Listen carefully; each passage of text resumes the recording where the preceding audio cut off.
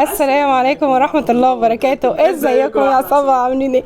هو انت معايا مش معايا؟ محشور فيها ايه ده؟ احلى حاجة ان الفيديو النهاردة من غير وجود عبد الله. انا معاكم يا جدعان، معاكم بقلبي، معاكم بروحي، معاكم بكل حاجة. بصوا بقى، انا النهاردة جايه لكم بفيديو انتوا اللي مختارينه، انا ما بقدرش اتأخر عليكم في حاجة، واللي بتطلبوه عندي اوامر، انا بعمل لكم اللي انتوا عايزينه. طبعا كتير منكم سألني قال لي الحنة اللي انت حطاها في ضوافرك كانوا الاول مفكرين ان هي منوكير او مانيكير زي ما بتسموه. طبعا انا بقى من عشاق المنوكير برضو، مش هقول لكم لا، بس انا بكره فيه الاسيتون اللي هو شيله. انا على ما بشيله واحط الاسيتون بيكون الاسيتون ده طر ضوافري، مش عارفه في كلكم كده زي او في حد منكم زي، الله اعلم، بس انا بلاقيه بيخلي الضوافر عندي بايظه تماما، ما بحبوش. فهي دي التركه اللي ما بحبهاش في المانيكير. فانا استقريت على الحنه وهي بتطلع من ضوافري، فاستقريت عليها وبقالي سنين بحبها بصراحه، ولا بتفسد وضوء ولا بصلي عادي، ما مش كل ما بين كل صلاه وصلاه قدام مسيح بالاسيتون. ليه بتعذب بجد؟ هو احنا بنحب الستات كلها بتحب الحاجات الجميله، وكلنا امارات وبنحب الحاجات الحلوه، بس انا بتخنق من الاسيتون، مش عارفه ليه، انا بتخنق بجد منه. فحبيت الطريقه دي، متبعاها بقالي يمكن سنين كتير، هقولها لكم المره دي، وهضيف عليها تركايه تكملي معايا الفيديو للنهايه، هتعجبك قوي، وهتحافظ لك على ضوافرك وعلى السماكه بتاعتها. يعني احنا هنحط فيها الاكسجين هيدور معانا اللي يصلح. فيلا كده نقول بسم الله ونبتدي. فين جملتي؟ ايه جملتك؟ خدي مني وما ترجعش ورايا وتفسد هدوء، خليكي تصلي. خلي جملتك ليك.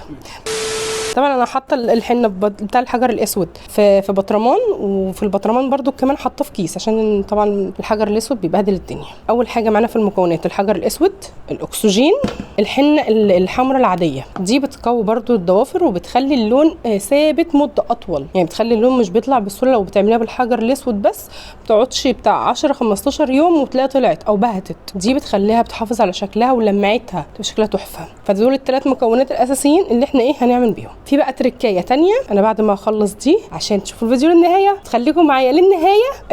في تركايه تانية بجد للي مش حابب برضو يحط الحنه وعايز يحافظ على ضوافره وتفضل سميكه ما تتطبقش وتبقى شكلها حلو. فهنبتدي الاول بدي، انا حمستكم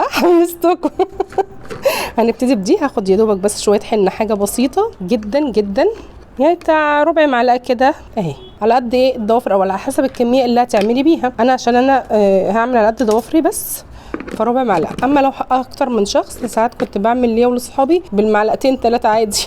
فهبتدي كده اخد برضو هنا الحجر الاسود، بسم الله، معلقه حجر اسود. طبعا هي تقريبا هتبقى نفس الكميه، لان المعلقه بصوا فرق المعلقه من المعلقه. شفتش معلقه صغيره، انا دهولت ايدي، معلقه صغيره جدا جدا، مش عارفه هي معلقه ايه كانت عندي، بس تمام هي صغيره جدا. ايه لا ده اصغر، صغيره جدا. بتاعتكم انتوا اطفال كنت باكلكم بيها، كنت دايما بجيب لهم معلق كده نونو صغننه.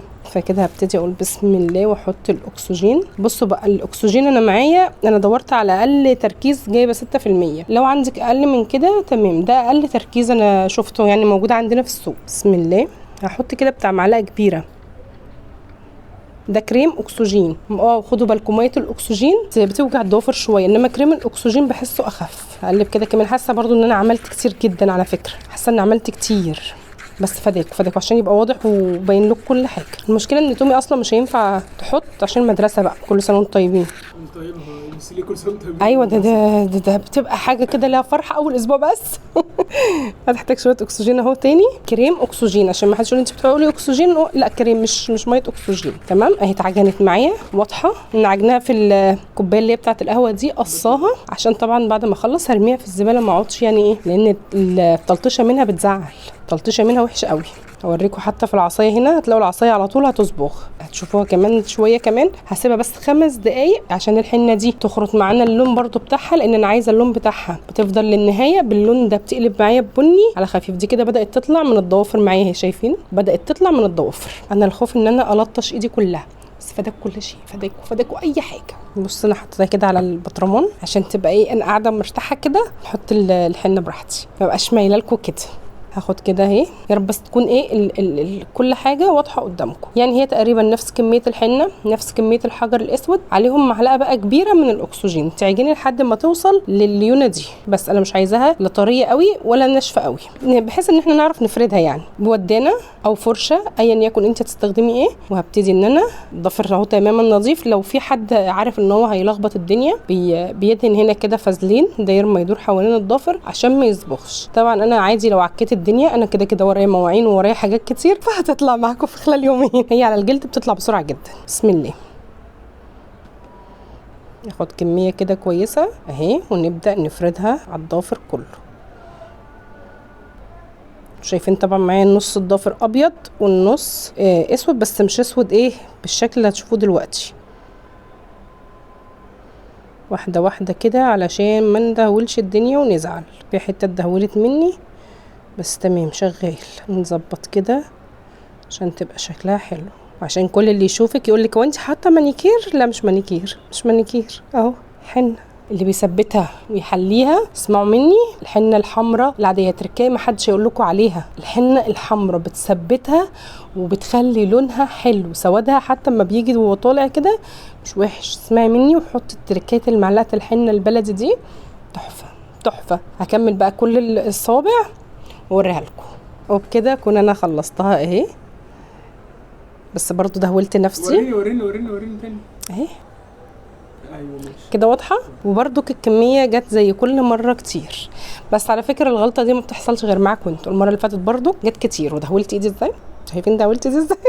والله كل ده عشانكم، مش مشكله، ما عنديش ادنى مشكله. بس التركايه بقى اللي جايه استنى 10 دقايق، والتركايه الجايه هتفيد كل حد حتى اللي ما بيحبوش الحنه، بجد هتفيدها في تطوير الضوافر لو هي بتحب ان شكل ضوافرها تكون صحيه وبتلمع وشكلها جميل. فهنستنى بس كده ايه 10 دقايق وهنيجي بقى على السر الخطير. وكده يا حبايب قلبي رجعت لكم بعد 5 دقايق مش 10 دقايق. بصوا بقى منظرها، بصوا سيبكم من اللخبطه، سيبكم من اللخبطه اللي انا فيها والدهوله اللي انا فيها، بس تحفه تحفه بجد. هعمل لكم بقى تركايه، ودي بقى من عصارة خبرتي كده، من عصارة خبرتي وخلطاتي في خلطة أنا وصلت لها تحفة تحفة تحفة، وجربيها وهتدعي لي. خلاف النظر بقى عن الحنة، شفتوا بقى فيديوهين بفيديو واحد بس عشان خاطر عيونكم. عشان في برضو حد قال لي ايه انت ضوافرك ازاي طويلة كده وما بتعمليش المواعين الغسيل؟ طب حتى طلبات البيت لا بعمل كل حاجة، وبغسل المواعين بمية سخنة. على فكرة أنا ما عنديش غسالة أطباق، أنا بغسل المواعين كلها على إيدي، والصابون انتوا عارفين أجرك والله بينشف الإيد والضوافر بيكسرها ازاي. فانا النهارده بقى جايه لكم بالخلطه اللي ما استغناش عنها، اللي عندي اهم من اي حاجه. لما سبتها شويه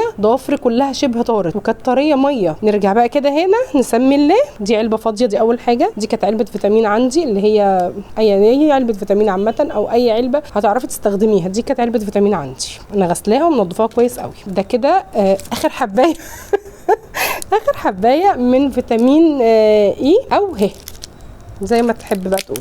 دي كانت تركيز 1000 كانت حاجه كده. اول حاجه نركن بس كده يدول على جنب، وهبتدي ان انا افتحها وافضيها في العلبه معايا هنا. طبعا انا شايله المفرش عشان المفرش ابيض وما زعلش عليه، لان التلطيشه من الحنه دي بتزعل بجد. كده انا فضيت الكبسوله كلها. معايا هنا زيت جوز الهند، اي نوع. انا ببص ما بركزش على نوع واحد، يعني انا على حسب المتاح. اي نوع زيت جوز الهند. قبل كده كنت جبته اللي هو اللي في الازايز، وقبل كده ساعات بشتري ازازه اللي هي اللتر، بس عشان انا عندي شعر تومي بيخلصوا بيتسف، فنبتدي نحط هنا كده معيار يعني كويس، تقريبا ربع الازازه. بسم الله. انزلي، هو بيبقى سميك شويه بس تمام، ربع الازازه عشان لسه في حاجات تانية هتتحط. معايا هنا بقى الجميل اللي بيحفز الضافر، زيت النعناع. تحفه تحفه تحفه. ولو في زيت خروع كمان عادي شغال. هاخد برضو تقريبا نفس الكميه. بسم الله.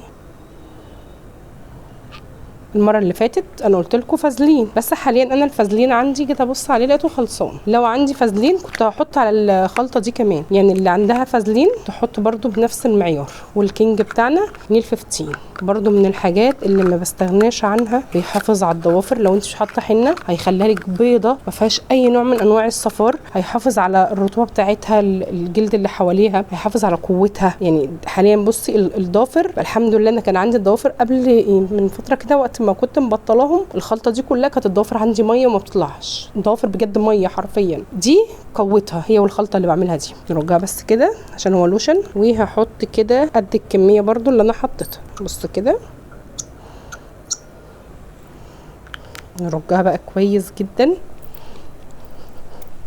عشان كله يتمزج كده ببعض. لو في بقى حته فازلين كمان يا خبر ابيض على الترطيب اللي حوالين الضفر بقى، حكايه. ولمعه الضفر، ودي برضو بتخلي الضوافر بتلمع كده وشكلها جميل. يلا ابتدي احط معاكم واقول بسم الله. احط نقطه هنا نقطه هنا والف كده الضفر كله بيها. دي تعمليها امتى؟ مره بالليل قبل النوم. هعمل بقى كل الضوافر كده وتتساب على قد ما تقدري، ساعة 2 زي ما على قد ما تقدري، حتى لو نمتي بيها عادي. بس انا عشان واحدة كل شوية ممكن اقوم اغسل ازازة اعمل حاجة، فانا على قد ما بقدر بكون بعد ما خلصت حاجة البيت كلها واسيبها على الاقل ما يقلش عن ساعة. بس هخلص بقى ضوافري كلها واوريها لكم. بصي يا واد على الجمال، بصي يا واد على الجمال، خلاف النظر على الدهولة دي. بصي الجمال، بصوا شكلها والله تحفة تحفة بجد. انا بحبها اللي هي الحنة السوداء. الدهولة دي كلها اللي فيها خلال يومين بالظبط وهتنضف. بس بصوا اللمعة بقى اللي فيها، شايفين اللمعة واضحة؟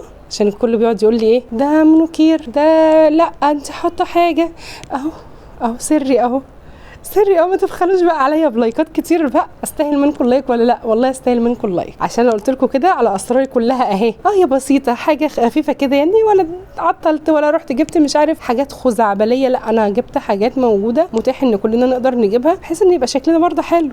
نعمل حاجه البيت وشغل البيت بس شكلنا برده يبقى حلو في النهايه. نيجي خارجين كده نبقى هواني شكلنا حلو، صح يا واد؟ اعترض كده بقى. ما تنسونيش في النهايه بنظرات الشجره. لا الشجره دي بتاعتك انت. وليه انا مش عارفه اقول الشجره. ليه الشجره؟ اقول الشجره. 5 من اصحابكم عشان نوصل ل 100,000. اسمعوا كلام عبده. كل اللي بيحبني وبيحب عبده يسمع كلامه. تدنا لايكات كتير قوي قوي قوي عشان نوصل معاكم ل 100,000، عشان عايزه احتفل برضو، مصممه ان انا احتفل معاكم احتفال كبير يليق بيكم. وبكده بقى يا رب يكون الفيديو خفيف على قلبكم وعجبكم. في النهايه اقول لكم سلام.